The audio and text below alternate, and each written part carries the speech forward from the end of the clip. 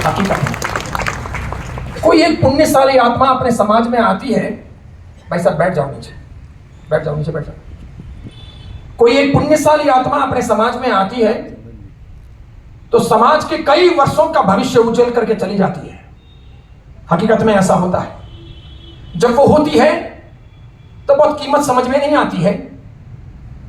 जब वो हमारे बीच में से चली जाती है तो हमें कमी बहुत महसूस होती है। भारतीय समाजों में एक समाज है राजपुरोहित समाज, पवित्र समाज, साफ सुथरा समाज, निर्मल समाज, अच्छा समाज।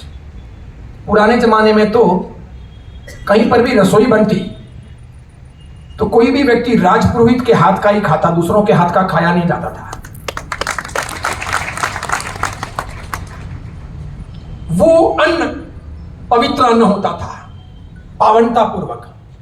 और ये ऐसा समाज है जो व्यसन मुक्त रहा, निर्मल रहा, पवित्र रहा। जहां शराब हो, जुआ हो, वेश्यावृत्ति हो, बदमाशियां हो, इन सब चीजों को स्थान नहीं मिला। अब बदलता परिवेश है, युवा वर्ग में बहुत परिवर्तन देखने को मिल रहा है। चाहे वो जैन हो, अग्रवाल हो, महेश्वरी हो, ब्राह्मण हो, राजपूत हो, राजपुरोहित हो, चाहे घांची, माली, चौधरी, मोदी, पटेल इत्यादि समाज हो, स्वर्ण जातियां हो, अब सब जगह पर कहीं ना कहीं थोड़ी बहुत निम्नता, हीनता देखने को मिलती है। मैं सोचता हूं बड़े बुजुर्गों को अब अपने अपने समाजों को बचाने के लिए कटिबद्ध होना चाहिए। लेकिन भारतीय समाज की एक कमजोरी है। वैसे तुलसीराम जी महाराज के बारे में मैंने पूछा था तो बोले ये तो बोलते नहीं, बस आशीर्वाद प्रदान करेंगे, काफी हो गया। 3 दिन की यात्रा पर आए हैं, अपना चतुर्मास पूरा करके भारत के अनेक तीर्थों की यात्रा करके लौटे और फिर अब यहां आए हैं। तो मैंने कहा कि महाराज जी की अनुकूलता हो तो एक बार बुलाइए यहां।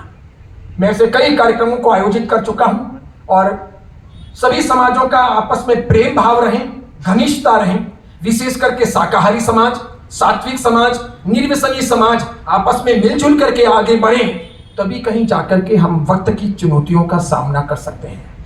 आप विश्वास नहीं करोगे, आने वाला जमाना बहुत खतरनाक है। सब लोग हमें निगलने के लिए, समाप्त करने के लिए, हमारी संस्कृति को समाप्त करने के लिए, हमारी धर्म परंपराओं को समाप्त करने के लिए लगे हुए। इस बीच में अगर हम मजबूत नहीं रहते हैं तो हम सब समाप्त हो जाएंगे। पता है आपको, अरब के शासकों ने कभी जॉर्डन पर अधिकार किया, कभी तुर्की पर अधिकार किया, कभी फिलिस्तीन पर अधिकार किया, कभी ईरान पर अधिकार किया, कभी इराक पर अधिकार किया, कभी सीरिया पर अधिकार किया। वे फैलते गए, एक एक देश को हड़पते गए। जहां कभी ईरान में सबके सब पारसी थे, वहां वे पहुंचे, सबको उन्होंने इस्लाम में तब्दील कर दिया। लेकिन वे भारत आने के लिए हजारों बार सोचते थे। वे अरबी, वे शासक जिनके पास में ताकत थी, जो जॉर्डन को, तुर्की को, सीरिया को, फिलिस्तीन को, इराक को, ईरान को, कुवैत को, अन्य आसपास के देशों को अपना कर सके, उनके पास में डर थी कि भारत जाएं नहीं जाएं, भारत जाएं नहीं जाएं। क्यों? कि यहां राजपूत योद्धा मजबूत है, तो मार खाएंगे, वे काट लेंगे, वे छोड़ेंगे नहीं, वे जिंदा जाने नहीं देंगे। अब विश्वास नहीं करोगे, इतिहास एक बार खंगाल करके देखो। एक बार आए थे वे और ऐसे औंधे मुंह की खाई थी। एक बार आए थे वे और ऐसे औंधे मुंह की खाई थी और इतनी बड़ी जनहानि उन्होंने झेली थी।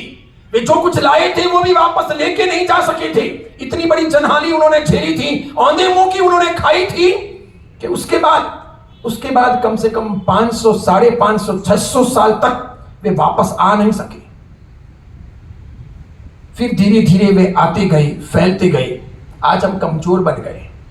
अब मैं आपको एक बात पूछता हूं, जब एक बार वे आए और उन्होंने औंधे मुंह की खाई तो किस प्रकार खाई? राजपूतों के हाथों से खाई। यहां के योद्धा एक एक रणमंका राठौड़, जोरदार, मजबूत, इसीलिए वे सफल नहीं हो सके। और बाद में अब वे सफल होते हैं अलग अलग तौर तरीकों से।